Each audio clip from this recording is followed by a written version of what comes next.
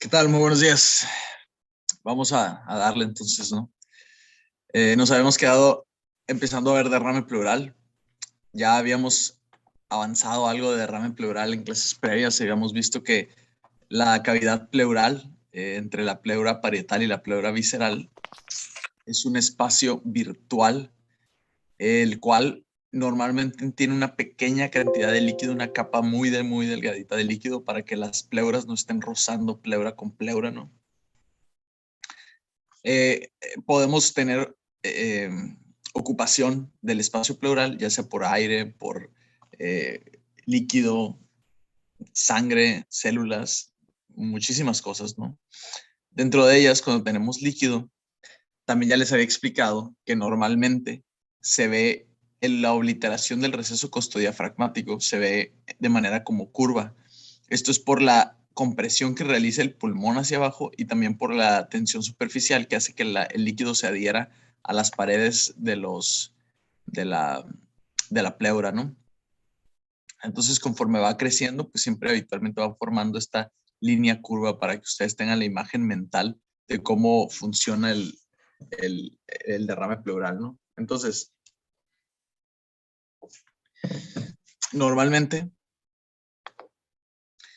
eh, ustedes, una de las principales utilidades de tomar una radiografía para determinar derrame pleural, pues obviamente, si hablan con un clínico les va a decir, oye, no, pues es que el derrame es muy fácil detectarlo clínicamente, ¿no? Pues, cambia la percusión, la escultación, no se escucha, ¿no? Es muy fácil, muy característico. Bueno, supongamos, ¿no? De todos modos, ya van a ver que no es tan sencillo, pero supongamos que sí se puede ver clínicamente, pero ustedes tienen que valorar la extensión del derrame para saber qué tanto tienen que poner al momento de hacer sondas de drenaje, ¿no? Entonces, poder valorar la extensión en cuanto a espacios intercostales para saber, pues, hasta dónde tenemos que poner la sonda y que sea efectivo el drenaje que nosotros vamos a utilizar, ¿no? Tenemos que hacer la valoración completa del paciente. Ya sabemos que, digo, una cosa es drenar el derrame, que es una de las cosas que he visto que luego nos sucede mucho como médicos, ¿no? Que estamos, eh, de las pocas cosas que les doy crédito a los homeópatas de que, pues, obviamente no estoy hablando para nada bien de la homeopatía aquí, pero luego muchas veces estamos solamente tratando de resolver la complicación y nunca atendemos la causa, ¿no? Siempre hay que fijarnos cuál fue la causa del derrame pleural. Entonces, ¿cuál fue la causa del derrame pleural?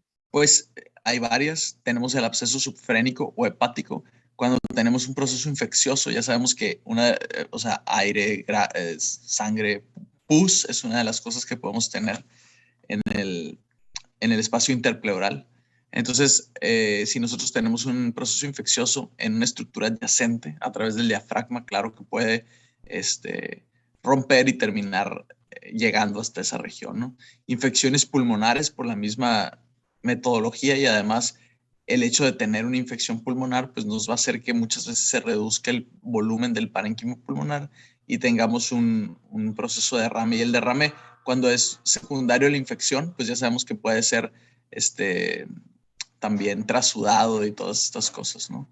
Insuficiencia cardíaca, ya sabemos que también nos produce derrame y esto es por eh, congestión del sistema de manera retrógrada. Es como que el tráfico se está atorando, entonces como no tiene a dónde irse, termina habiendo un eh, exudado hacia la cavidad pleural, ¿no? Trauma, pues creo que eso es evidente, ¿no? Si se rompe directamente, podemos tener sangre que entre a la cavidad pleural. Metástasis pleurales, generalmente todos los tumores tienden a dar derrame, ¿no? Y eh, pues más si la metástasis está pleural, pero también los tumores pulmonares y metástasis, los tumores pulmonares primarios también pueden causar derrame pleural. Tuberculosis, pues es algo muy similar, es una infección pulmonar y pues el linfoma también similar a todas las enfermedades tumorales que tengamos en el parénquima pulmonar, ¿no?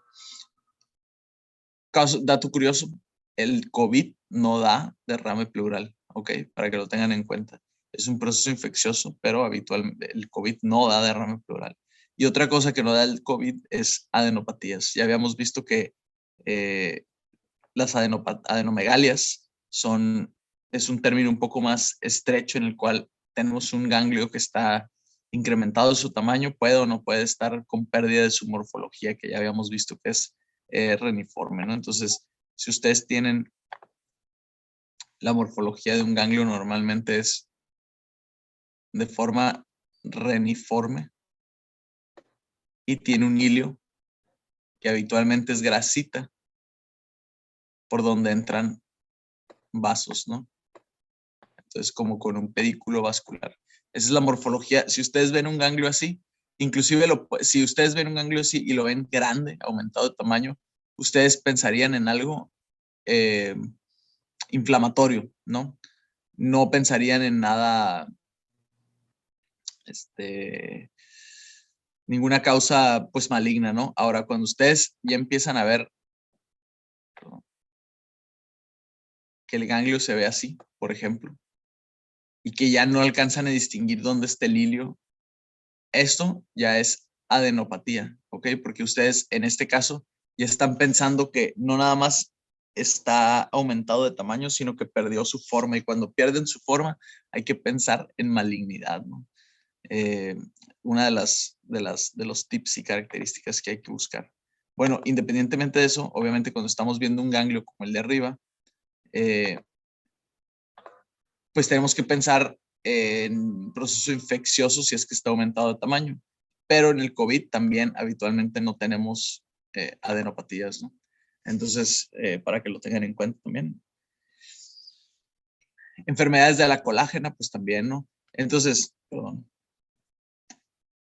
Otra de las cosas que hay que tener siempre en cuenta es procesos inflamatorios abdominales, como por ejemplo la pancreatitis. La pancreatitis es una causa de derrame pleural, y de hecho tener derrame pleural es uno de los criterios de severidad de pancreatitis aguda, ¿no? Siempre que nosotros tenemos un caso de pancreatitis aguda, le tenemos que aplicar los criterios de severidad. Muchas enfermedades tienen criterios de severidad para determinar si ese paciente tiene que ser hospitalizado o no, ¿no? Habitualmente para eso son los criterios de severidad, para ver si va a requerir o no va a requerir hospitalización. Y nos da, por ejemplo, en el caso de la pancreatitis, nos da un pronóstico, ¿no? De mortalidad y morbilidad y mortalidad. Entonces, el derrame pleural, pues también es un proceso de trasudado y exudado, etcétera, etcétera, que tiene que ver mucho con el proceso inflamatorio que tenemos en el abdomen, ¿no? Entonces, haciendo la correlación con lo que habíamos visto en el diagrama, fíjense cómo normalmente vemos la línea curva. Ya les había dicho tanto que el parénquima pulmonar está realizando una compresión en sentido inferior, como que el líquido se adhiere por tensión superficial a las paredes de las pleuras, entonces por eso nos dan esa línea curva. Nosotros aquí fácilmente podemos contar en qué espacio costal estamos, y pues podemos planear la colocación de una sonda de pleurostomía de manera adecuada, ¿no?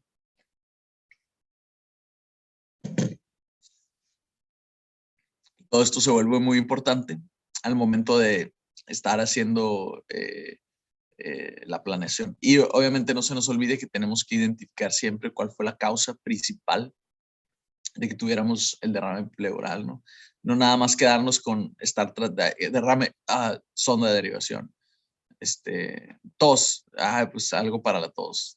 Cefalea, algo para el dolor de cabeza, pues no podemos estar actuando de esa manera, ¿no? Si un paciente tiene cefalea, es nuestra obligación investigar por qué tiene la cefalea. No podemos nosotros estar en consulta y va a llegar un paciente y decir, doctor, fíjese que me está doliendo la cabeza. Ok, déjate receto un paracetamol, bla, bla. Pues eso lo puede hacer nuestra tía y nuestra abuelita, ¿no? Para que ustedes no vayan a ser de ese tipo de médicos cuando estén consultando, ¿no? De que, doctor, fíjese que me está doliendo la panza. Pues mira, te vas a tomar este Pepto-Bismol.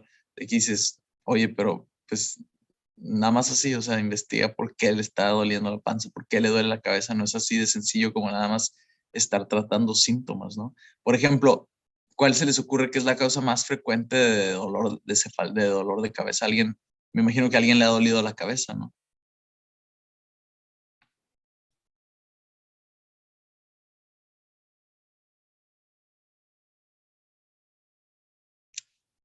Elionet, ¿alguna vez te ha dolido la cabeza?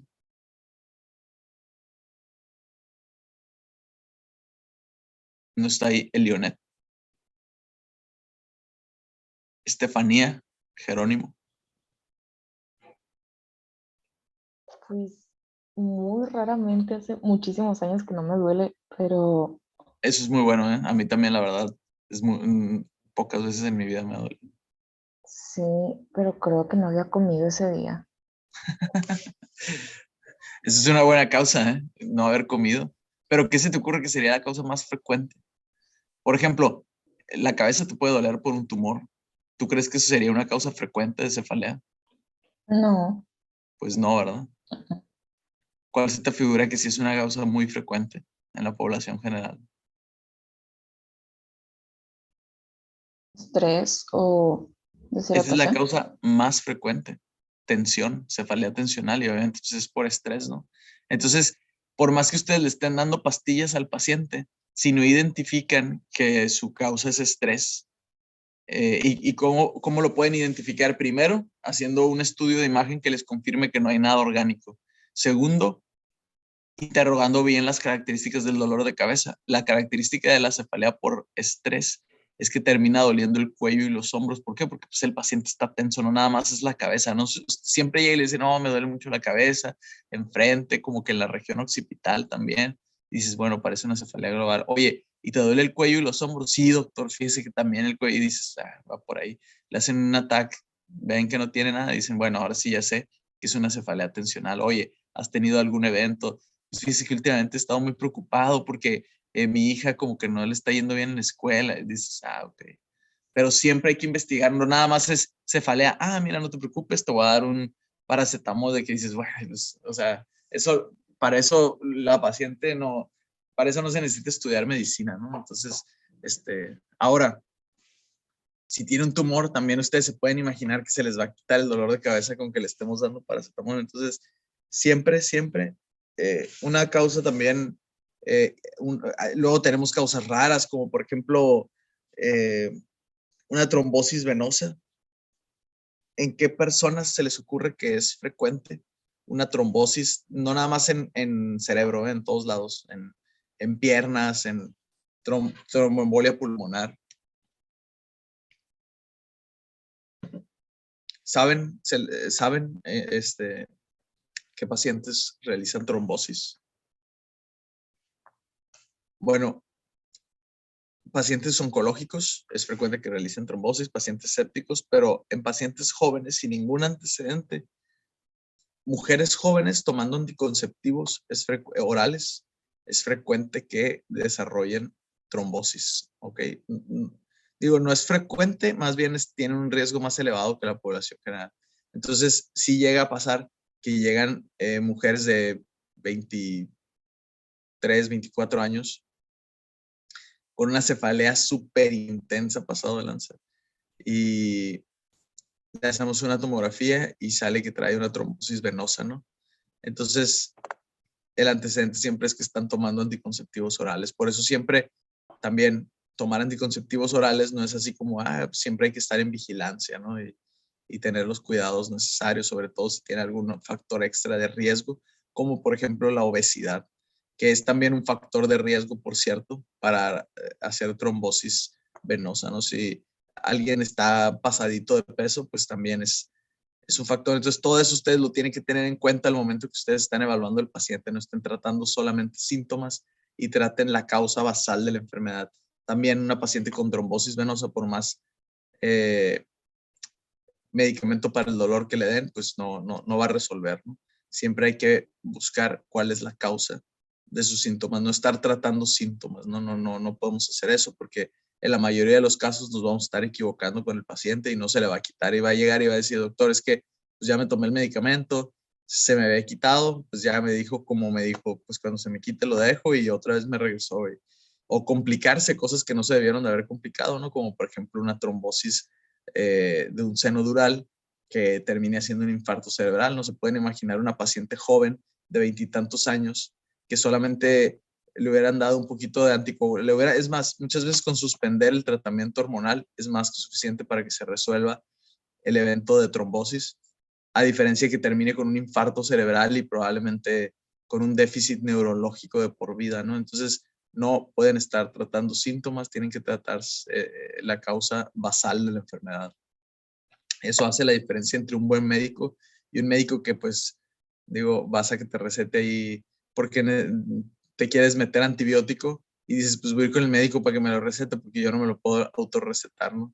Si quieren que sea su labor, pues adelante, ¿no? Entonces, recuerden, siempre hay que buscar la causa de la enfermedad, no pueden estarse quedando nada más con el síntoma y tratar el síntoma.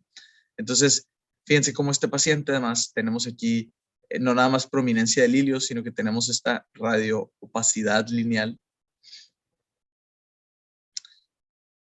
Y tenemos esta otra aquí basal, ¿no? Que son zonas de pérdida de volumen del parénquima pulmonar y secundario a telectasias, ¿no? Siempre que nosotros tenemos derrame pleural, es frecuente que se comprima el parénquima adyacente y que se produzcan atelectasias por pérdida de volumen, ¿no? Y fíjense cómo tenemos aquí también una zonita, tenemos tanto un nodulito como una zonita de incremento de la radiopacidad. Entonces, esto junto con esto, sí, no sé si todo el mundo estuvo poniendo atención, me imagino, y vieron que aquí tenemos algunas zonas de incremento de la radiopacidad junto con estas atelectasias, pero estas zonas se ven mucho menos densas y no se ven en una zona de colapso del parénquima pulmonar. Entonces, ¿qué se les ocurre que puede ser la causa de este derrame pleural? Digo, ya les di todos los hallazgos de la radiografía, no la tuvieron que ver ustedes, ¿no? ¿A qué lo asociarían ese derrame?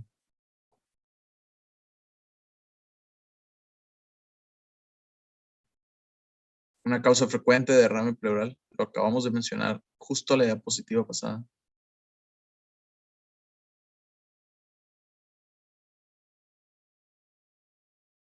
Montserrat Partida se encuentra ahí.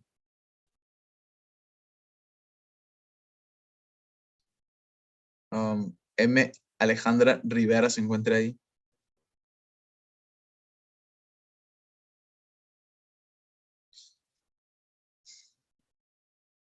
Rogelio Salazar se encuentra ahí. Sí, aquí estoy, doctor. Entonces, ¿cuál se te figuraría que es la causa de ese derrame pleural?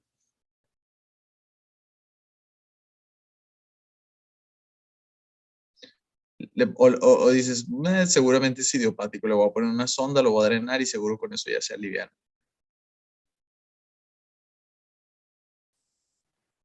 No, pues no. Me acaba de mencionar que no debe ser así.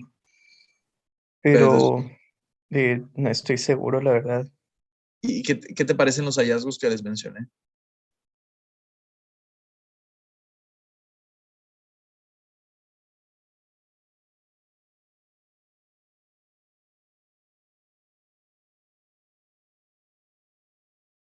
Alguien que le ayude a su compañero. Luis Pastrana se encuentra ahí.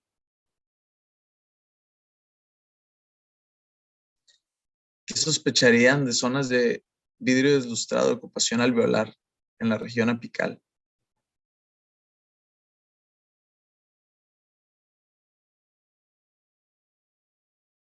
Pues no sé si esta imagen nos pueda decir tuberculosis, pero proceso infeccioso, ¿no? Tuberculosis lo pueden sospechar si ustedes están viendo cavernas, si ustedes están viendo algún patrón más específico, pero si solamente tienen zonas de ocupación alveolar, dice alguien aquí en el chat. A ver, ¿qué dice? Infección pulmonar, exacto. Un proceso infeccioso, ¿no? No podemos ser tan específicos de tuberculosis en este caso porque pues, no tenemos datos que apoyen tuberculosis específicamente, ¿no? Entonces, pues una infección pulmonar, por supuesto. Entonces, habitualmente vamos a hacer la valoración completa. En este caso, llega un paciente de que doctor, es que no puedo respirar, le empiezan a percutir y dicen, si está mate, le pongo el estetoscopio y dices, bueno, ruidos respiratorios abolidos. Entonces, ustedes dicen, sospecho derrame pleural. ¿Cuál se les ocurre que es la causa del derrame pleural en este paciente? Esta sí está fácil, la neta.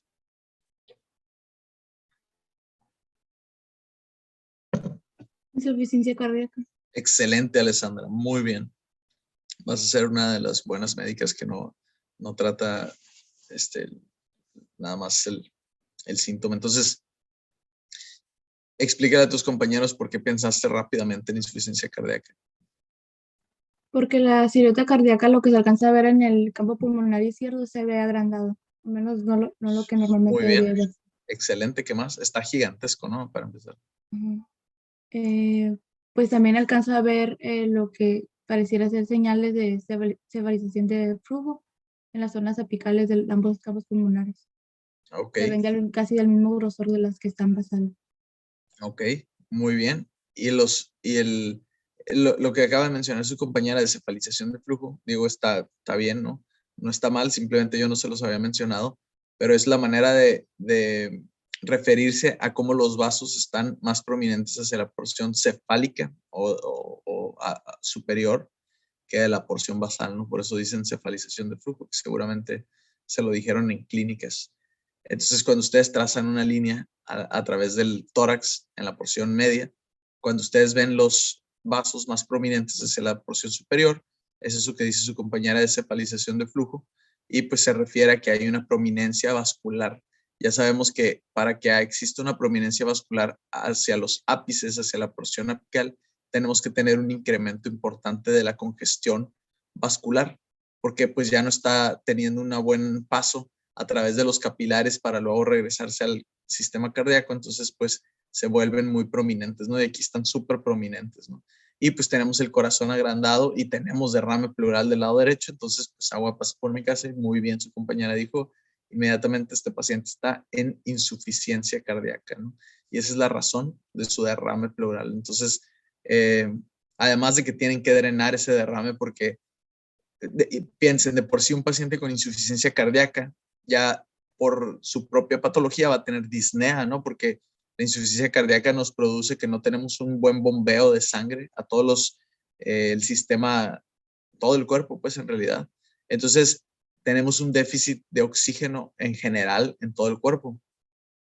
Los pacientes con insuficiencia cardíaca característicamente no pueden realizar mucha actividad física sin empezar a sentirse con falta de aire, ¿no? Y de hecho es una de las clasificaciones, ¿no? De cuánto una persona con insuficiencia cardíaca puede realizar de actividad física antes de tener que empezar a cansarse, ¿no? De que dices, bueno, puede subir escaleras, puede caminar no sé cuántas cuadras y todo eso es una clasificación ahí de los clínicos para valorar la insuficiencia cardíaca. Entonces, a eso súmenle que tienen un derrame pleural que también está siendo por trasudado, por congestión del sistema, hay mucho tráfico y no puede llegar a la sangre, se termina atorando en ese sitio, se genera un trasudado. De hecho, es una de las formas que ustedes pueden saber si todavía no tienen el diagnóstico como tal del paciente. Hacen le sacan líquido pleural de manera diagnóstica y pueden saber si ustedes tienen exudado, pues generalmente va a ser más secundario a proceso infeccioso, trasudado a lo mejor va a ser más por insuficiencia cardíaca, por ejemplo, porque es tanta la presión que se está como filtrando, ¿no? Hacia la pleura. Y si tienen exudado, pues es que se está generando la producción de líquido por el proceso infeccioso, ¿no? Entonces, eso lo pueden ver ustedes a través de la composición del líquido de derrame pleural y en base a la cantidad de proteínas y todo esto. Entonces, ya ahí desde que ustedes hacen una punción diagnóstica pueden irse dando una idea, ¿no? Entonces, cuando ustedes tienen esta congestión en la insuficiencia cardíaca, van a producir derrame y les va a comprimir todavía más el parénquima pulmonar. Entonces, estos pacientes llegan súper disneicos, cianóticos, se están ahogando, ¿no? Básicamente. Y pueden empezar a hacer ya zonas de ocupación alveolar que a lo mejor podrían ser zonas de edema pulmonar, ¿no? Ahí sí ya estaríamos hablando de una falla severa del corazón. Entonces, tenemos que tratar también la insuficiencia cardíaca y a la vez drenar para ayudarle con su problema circulatorio, ¿no? Y demás. Muy bien, Alessandra. Entonces, fíjense, este derrame pleural, Dana levantó la mano. Sí, adelante, Dana. Doctor, ¿qué es la radiopacidad que se ve como en el cuello del paciente anterior? A ver, déjame. No lo puedo regresar. Ahí estamos. Esto. Sí. Ok. La verdad es que no me acuerdo qué era en este paciente, no sé, pero ¿qué opciones tenemos ahí? ¿Qué estructuras? Sí, es muy frecuente que los pacientes entren a la sala que alguna vez un técnico no los haya revisado adecuadamente y que tengan algo externo, pero si fuera algo interno, o sea, si no fuera que el paciente se quedó con alguna joya, alhaja, yo que sé que haya traído ahí, ¿qué se les ocurre que podría ser algo que sí sea del paciente, que sí sea interno, pues? ¿Qué estructura anatómicamente tenemos en esa región donde está esa radiopacidad?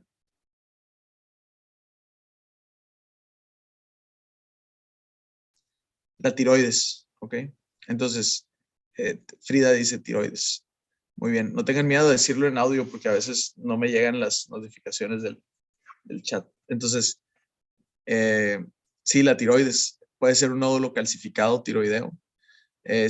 Inclusive puede ser alguna necrosis grasa del tejido, de los tejidos blandos, ¿no? La verdad es que en este caso, ¿qué era? No me acuerdo exactamente.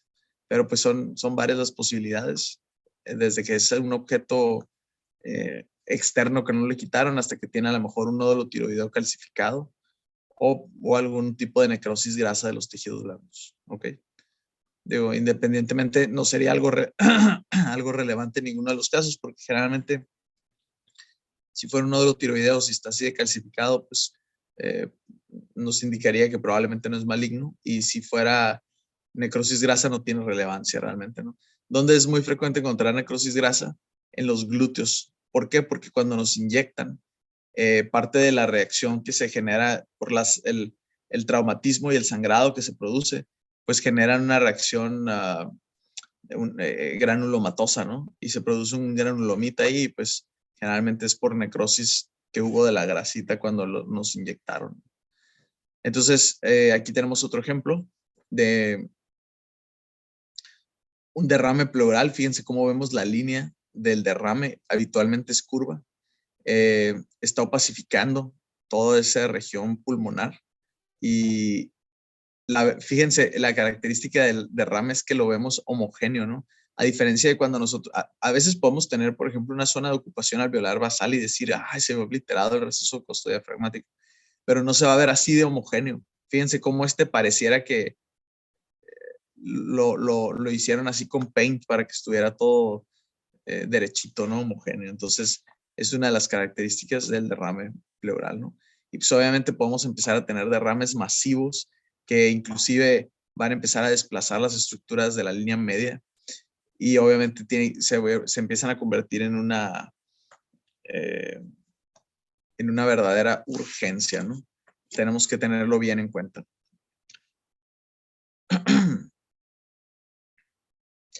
Y pues, por ejemplo, tener totalmente radiopaco el pulmón, una radiopacidad total del parénquima pulmonar del lado derecho. No tenemos más que, si se fijan, tenemos solamente este pedacito de pulmón. No sé si ya lo pueden visualizar ahorita que se los estoy señalando, ¿no? Como aquí sí hay algo de trama broncovascular y solamente es este pedacito, y obviamente todas las estructuras de la línea media están desplazadas un poquito hacia la derecha, ¿no? Por todo el efecto de masa que produce esta gran cantidad de líquido pleural, ¿ok? Esto pues evidentemente es una urgencia y se tiene que drenar de manera rápida porque seguramente el paciente se está ahogando, ¿no? Tener todo el pulmón pues comprimido de esa manera, pues está cañón, ¿no? Ahora,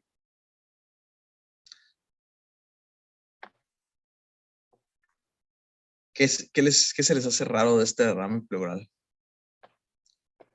¿Cómo les he dicho que tiene que ser la línea habitualmente del derrame pleural?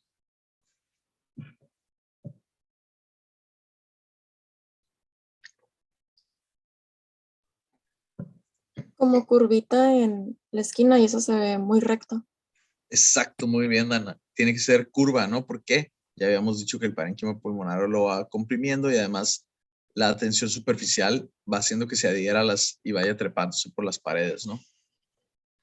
Entonces, esta se ve muy recta, muy bien, Dana. ¿Y eso qué nos traduce? Hidroneumotórax. Exacto, hidroneumotórax. Muy bien. Ahora, hay veces, aquí veo que en el chat pusieron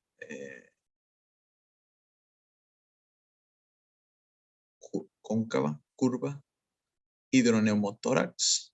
Es un hidroneumotórax, ok. Normalmente cuando nosotros vemos esto, hay que pensar que hay un neumotórax. Aquí quiero pensar que todo el mundo lo ve. Todo el mundo podemos ver la línea pleural visceral. Podemos ver el espacio donde ya no tenemos trama broncovascular, antes de la pared torácica, de la caja torácica, ¿no? Tenemos el espacio del neumotórax, tenemos aquí ya el parénquima pulmonar y tenemos la línea del derrame pleural obliterando el receso costodiafragmático y la línea se ve recta. ¿Por qué? Porque siempre que nosotros tenemos una interfaz aire-líquido, pues así es como si ustedes tuvieran un vaso de agua, ¿no? Cuando ustedes tienen un vaso de agua, la línea pues evidentemente no se ve curva, no se ve recta, pues lo mismo está pasando aquí, el aire ya es algo que está produciendo que se desplace el líquido hacia la porción inferior, ¿no? Y pues como se separó ambas pleuras, ya no tiene una superficie de donde adherirse y irse trepando por tensión superficial, ¿no? Entonces, es por eso que siempre que nosotros veamos que el derrame tiene una línea recta, por eso les hago tanto énfasis en que vean que la línea tiene que ser curva cuando es un derrame sencillo, porque cuando está recta, siempre tenemos que sospechar hidroneumotórax. Hay veces que inclusive es tan pequeñito el neumotórax que no lo alcanzamos a ver en la, en la radiografía. Aún así, tenemos que decir, eso es un hidroneumotórax. Si ustedes ven recta la línea, es un hidroneumotórax. Y pues aquí no hay mayor dificultad para poder identificar el hidroneumotórax, ¿no? Me imagino que aquí todo el mundo no tiene tampoco la mayor dificultad para identificar que tenemos, fíjense aquí cómo tenemos las líneas pleurales viscerales. Tenemos zonas, el lóbulo superior y el medio del pulmón derecho se encuentran bastante colapsados, al grado que ya están haciendo atelectasias, ¿no? Porque estamos perdiendo mucho volumen. Se ve muy prominente la trama broncovascular, que puede ser secundario a que el parénquima pulmonar está muy colapsado, muy reducido de su tamaño, ¿ok? Tenemos aquí la línea pleural visceral del lóbulo inferior y obviamente todo este espacio donde ya no vemos trama broncovascular antes de llegar a la pared de la caja torácica. Y obviamente tenemos una obliteración del receso costodiafragmático que está de manera recta. ¿Por qué está de manera recta? Pues porque tenemos aire, ya no tiene por dónde treparse el líquido por medio de tensión superficial. Y aparte se está desplazando hacia abajo por la ocupación del aire. El aire también ocupa un espacio, ¿no? Entonces el aire simplemente son partículas que están muy dispersas porque están en movimiento, pero también ocupan un espacio, ¿no? Se expanden en el lugar en donde estén contenidos y al igual que el líquido siempre tienden a expandirse de tal manera que ocupen todo el continente de la estructura que estén ocupando. Obviamente el líquido tiene un límite de expansión, el aire, ¿no? El aire se va a seguir expandiendo hasta que ocupe todo el área, ¿no? Si no, pues quedas en vacío, ¿no? Como en el espacio. Entonces, y aún así en el espacio, pues ya sabemos que el espacio no está totalmente vacío, ¿no? El espacio tiene muchísimas partículas y demás, simplemente están muy, muy, muy, muy separadas, ¿no? Y lo mismo pasa en el aire. Al final, si hay algo ocupando, si hay moléculas, solamente que están mucho más dispersas que en una estructura sólida o en una líquida, ¿no? Entonces, otro ejemplo de hidroneumotórax, ¿no? Ya les había mencionado, a ver, a alguien que me haga el análisis completo de esta radiografía. O sea, no la describan ni nada, simplemente quiero que me digan, hagan en su mente todo el ejercicio, que espero que ya lo saben, ¿no? Lo han practicado muchas veces en su mente, en clínicas, en la regadera, mientras se bañan. Al estar leyendo un libro de otra materia y que les ponen por alguna razón una radiografía de tórax y seguramente dijeron, a ver, la voy a analizar haciendo la práctica de cómo se debe hacer, ¿no? Entonces, alguien que me diga qué está pasando en este paciente, así que yo les digo, oye, llego y les digo, oye, pues creo que, ¿qué le ves a la radiografía? ¿Qué me puedes decir de este paciente? Mayela García, adelante. Buenos días, ¿me escucho? Bien, fuerte y claro. Creo que es un hidroneumotórax. No sé si es causado por iatrogenia porque tiene como una línea pues muy radiopaca y luego tiene como que un circulito ahí. Creo que la doctora de clínica nos había dicho que se llamaba un portacat, creo. Ok. O puede ser también un... ¿Sí me escucho? Sí, fuerte y claro. Mis AirPods por accidente y se cambió el audio. Y... Ok, te voy a dar un tip antes de que continúes, Mayela. Okay. Fíjate cómo generalmente los portacats tienen un tamborcito en la porción distal. Este tamborcito es nada más un circulito que está subcutáneo para no tener que estarle funcionando una vena al paciente. Se lo ponen los portacats o catéter puerto en español, ¿no? Para que portacat es la marca, la verdad. Entonces, acostúmbrense a no estar utilizando los nombres de las marcas en la medida de lo posible, ¿no? Catéter puerto, portacat es la marca, es una marca de un tipo de una marca de catéter puerto. Entonces, catéter puerto significa que hay un puerto por donde ustedes nada más tienen que puncionar poquito la piel, a diferencia de tener que estar puncionando un vaso y que luego, al igual que los drogadictos, terminan quedándose sin vías de acceso y pues eso se vuelve un paciente muy complicado. Entonces, para no estarle quemando todas las vías de acceso, se le pone un catéter con un tamborcito que está subdérmico presente para que no esté expuesto constantemente al exterior y que no se vaya a contaminar y que se tenga que funcionar, pero piel nada más. Y pues la piel obviamente va a quedar resentida en ese sitio, pero pues no pasa mayores que quede ahí con una cicatricita que hasta se le puede llegar a quitar si el paciente no la quisiera tener, ¿no? A diferencia de estarle dando y dando a los vías de acceso venoso, ¿no? Entonces, esto no es un simple circulito de un puerto. ¿A qué se les asemeja esta parte de aquí? ¿Qué les recuerda? ¿No se les hace que aquí hay como un transistor, como un circuito? ¿Qué se les ocurre que puede ser esto? O sea, no médicamente, sino que ¿a qué les recuerda a ustedes de cosas de la vida diaria que ustedes conocen? ¿No se les afigura como un chip, como un, ¿cómo se llama? No sé, como eso es como donde vienen las motherboards y ese tipo de cosas, ¿no? Más bien donde vienen los procesadores y eso, pues, circuitos o no sé cómo se llama, ¿no? Pues, no se les afigura algo así, algo electrónico. Entonces, fíjense cómo además, digo, espero que, no contestan, pues, pero espero que sí estén diciendo en su mente, sí se me figura como algo electrónico, ¿no?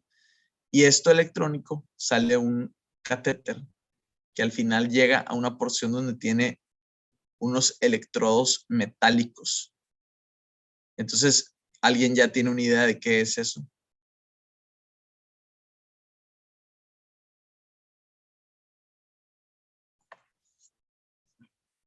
Mayela, ¿te suena? Pues es un marcapasos. Exactamente, un marcapasos. ¿ok? Entonces, es un tip nada más, digo, muy bien identificaste que tenía una sonda que no es pues algo normal tener, pero es un siempre que vean este como circuito aquí, piensen en el marcapasos, ¿no? Y lo otro es la punta en terminación metálica. Habitualmente todos los catéteres les ponen una punta radiopaca, pero no necesariamente es metálica. Cuando lo vean así tan radiopaco que sea francamente metálico, pues obviamente, y más aparte tener aquí los circuitos del marcapasos, ¿no? Porque pues es un aparato electrónico que está marcando el tiempo para que el corazón y dando las descargas eléctricas para que el corazón esté latiendo de manera adecuada. Adelante, Mayela, continúa. Pues muy bien, o sea, nada más. Y otra cosa es tener en cuenta que el abordaje fue subclavio. Adelante. Ay, yo pensaría que es un hidroneumotórax porque se observa que está como que borrado el receso costodiafragmático Totalmente. y yo pensaba que es, o sea, no, pues no conozco los antecedentes del paciente, pero sabiendo la radiografía pensaría que fue por iatrogenia. Ok. ¿Y por qué le pusieron, o sea, y por qué le pusieron marcapasos? Porque probablemente tiene insuficiencia cardíaca. Excelente, Mayela, muy bien. Claramente estás identificando que tiene aumento del tamaño del corazón, que tiene prominencia de la vasculatura. Fíjense cómo, acuérdense, los vasos normalmente son más gruesos hacia la porción inferior, pero cuando ya se empieza a ver un grosor similar en los de arriba que los hacia abajo, ustedes ya están pensando en que tenemos prominencia vascular, ¿no? Y tenemos derrame pleural. El derrame pleural ya estaba. Lo nuevo fue meterle el neumotórax al meterle el catéter, el marcapasos. Entonces, si ustedes ven esta radiografía, ustedes fácilmente dicen, bueno, es un paciente que tiene insuficiencia cardíaca. Como tiene insuficiencia cardíaca, tiene derrame pleural, que es parte del cuadro de insuficiencia cardíaca. Los pacientes con insuficiencia cardíaca hacen derrame pleural. Y para solucionar su insuficiencia, que a lo mejor es por fibrilación auricular, por ejemplo, que es una causa frecuente, le pusieron un marcapasos. El marcapasos fue subclavio porque lo vemos entrando por debajo de la clavícula. O sea, aquí a lo mejor sube poquito, pero fíjense cómo lleva como la dirección de la clavícula. Cuando ustedes vean eso, asuman que el abordaje es subclavio. Seguramente le hicieron el neumotórax al ponerle, porque es un abordaje que muy frecuentemente, si no lo hacemos guiado, nos va a producir un neumotórax. Y como ya tenía el derrame, pues se convirtió en hidroneumotórax, ¿no? Fíjense, podemos saber casi todo lo del paciente solamente analizando esta radiografía. Es un paciente con insuficiencia cardíaca que le pusieron un marcapasos, y al ya tener derrame pleural del lado donde le hicieron el neumotórax por el marcapasos, pues hizo hidroneumotórax, ¿no? Está padre este casito por lo mismo. Y les pongo aquí la correlación de la tomografía, ¿no? Fíjense cómo estamos viendo la separación entre la pleura parietal y la pleura visceral, el colapso del parénquima pulmonar, y pues cómo vemos el aire en esta región, ¿no? Se alcanza a ver un poquito aquí la línea del líquido, pero pues obviamente como tenemos que irlo pasando de enfrente a atrás para poder valorar bien todo el líquido, ¿no? Y pues obviamente el derrame también lo valoramos muy bien en una tomografía computada. Fíjense cómo aquí tenemos, siempre cuando nosotros metemos al paciente en la tomografía, lo ponemos acostado. Entonces, al estar acostado boca arriba, el líquido se va a ir hacia la porción de más gravedad, que en este caso pues va a ser hacia la porción posterior. Por eso habitualmente cuando vemos un derrame pleural en la tomografía, lo vamos a ver en la región posterior. Y fíjense cómo el derrame pues está produciendo la compresión del parénquima pulmonar, ¿no? Siempre es frecuente que cuando tenemos derrame pleural tengamos atelectasias asociadas, ¿ok? Y pues eso se vuelve mucho más fácil de valorar en una tomografía computada, ¿no? Fíjense un ejemplo aquí de neumotórax, y vean esta radiopacidad que ustedes ven aquí para que ya lo puedan identificar en estudios futuros. Cuando tienen tanto aire, pasan tanto los rayos X que se produce un efecto de endurecimiento del rayo, se llama, ¿no? Entonces, esto es un artefacto no significa que en este derrame, perdón, en este neumotórax haya derrame o haya algo, pues es un artefacto por el endurecimiento del rayo que se produce por tantos rayos X que logran pasar a través de este sitio, ¿no? Cuando tenemos así tanto aire, tenemos habitualmente artefactos en la tomografía por endurecimiento y no nos tienen que confundir con patología, ¿no? Fíjense como aquí tenemos el colapso del parénquima pulmonar. Comparen cómo se ve totalmente denso el parénquima, o sea, muy blanco, ¿no? Lo normal sería más bien verlo de esta manera, ¿no? Y aquí está totalmente colapsado, ¿no? Para que, y pues ya les había mencionado, ¿no? Una de las causas que podemos tener de derrame pleural es tener tumores o tener abscesos. En este caso, fíjense cómo tenemos un paciente que se le administró material de contraste intravenoso. Por si alguien no lo logra identificar aquí en el corazón o en el vaso, también aquí le pusieron contraste endovenoso, ¿no? Siempre, eso es un tip que la verdad yo utilizaba mucho como estudiante y pues me gusta mucho transmitir ese tip. Sean inteligentes al momento de contestar un examen, ¿no? Al momento, porque esa inteligencia al momento de contestar se traduce en la práctica clínica, sean lógicos en lo que están haciendo. Si ustedes les ponen este caso, imagínense que yo les pongo esto en el examen y les digo, dime el nombre completo del estudio y ustedes dicen, es que la verdad no me queda claro si tiene o no tiene contraste, el estudio está muy feo y la verdad, y tan fácil como haber realmente visto bien la imagen y que aquí dice contraste endovenoso, ¿no? Entonces, siempre sean lógicos y prácticos y inteligentes al momento de estar evaluando las imágenes. Muchas veces vamos a tener pistas que no nos imaginamos si ponemos atención a lo que estamos viendo, ¿no? Entonces, en este caso, este paciente aparte tiene un absceso aquí pulmonar. Fíjense cómo tenemos una zona hipodensa que representa la melcocha, la pus en el interior y la pared gruesa irregular con realce a la aplicación de material de contraste. Y pues tenemos aquí derrame pleural loculado. ¿Qué significa que está loculado? Que tenemos zonas que seguramente están conceptos delimitando el derrame y por eso no abarca todo la pleura así como lo esperaríamos, ¿no? El hecho de que esté loculado hace que se vea de esta manera y seguramente puede estar infectado. Una de las maneras que nosotros tenemos para saber que el derrame está infectado es ponerle material de contraste y que las pleuras realcen. ¿Por qué? Porque cuando tenemos un proceso infeccioso, tenemos un proceso inflamatorio y todo lo inflamatorio tiende a tener mayor vascularidad. ¿Por qué se les ocurre que un proceso infeccioso va a tener mayor vascularidad? Porque el cuerpo de manera natural irriga más un lugar que tiene un proceso infeccioso.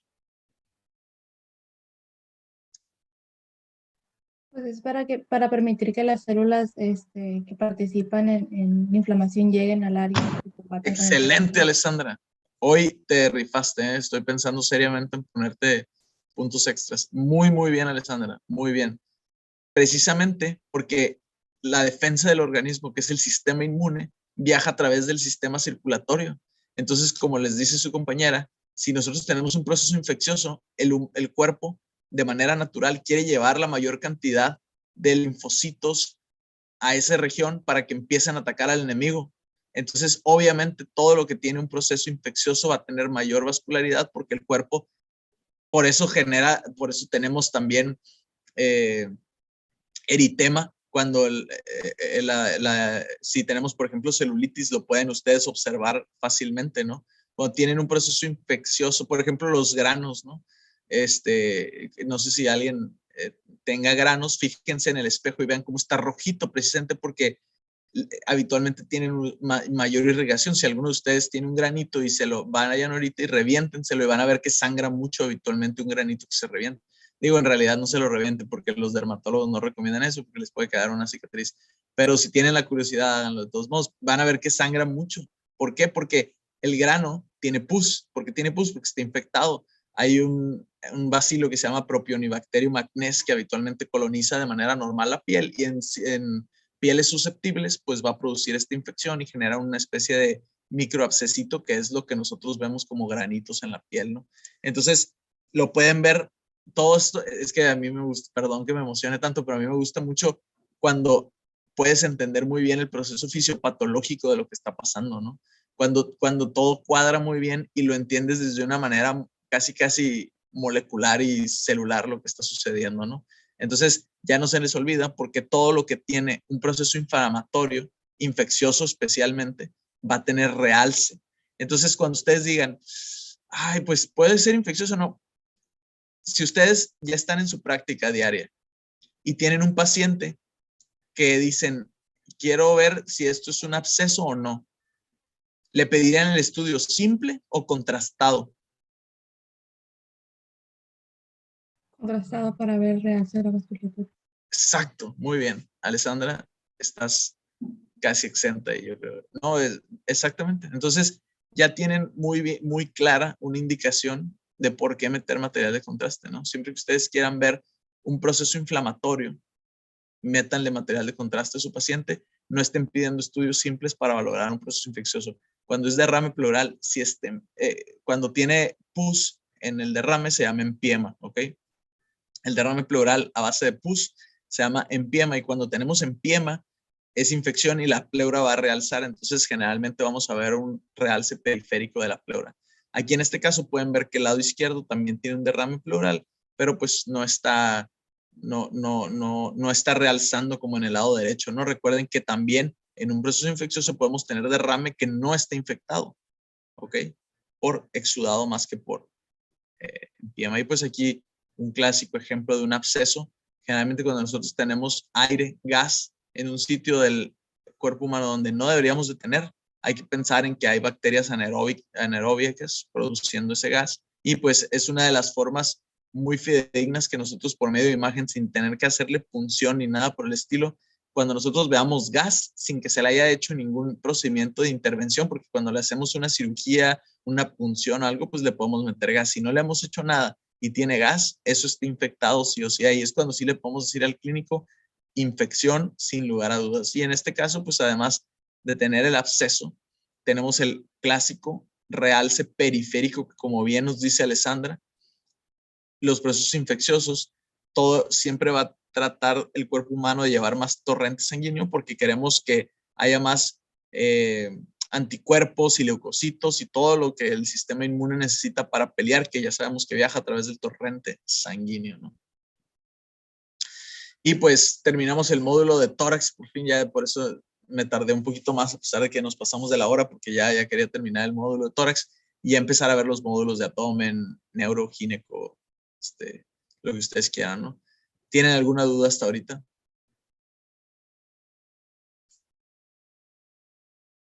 Esta es una foto en la residencia, en el Instituto Nacional de Nutrición.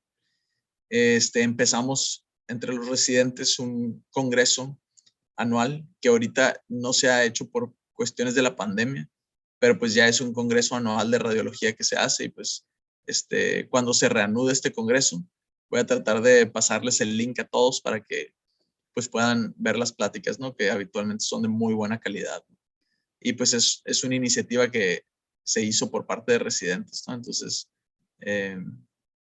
para que si alguien en algún momento está interesado, me recuerda, ¿no? Y les paso el link. Y pues son algunos de los residentes que estábamos en ese momento en el instituto, ¿no? Los organizadores que fuimos en ese tiempo del curso, ¿no? Con uno de los adscritos, el doctor Rumoroso, que ya tiene, ya es una institución ahí en el instituto. ¿Dudas hasta ahorita? Recuerden que ya terminamos el módulo de tórax. Lo demás va a ser relativamente más rápido. Tórax es la parte que sí me interesaba mucho, que tuvieran bien las bases, ¿no? Porque es lo que seguramente se van a estar enfrentando. Y sobre todo lo básico, ¿no?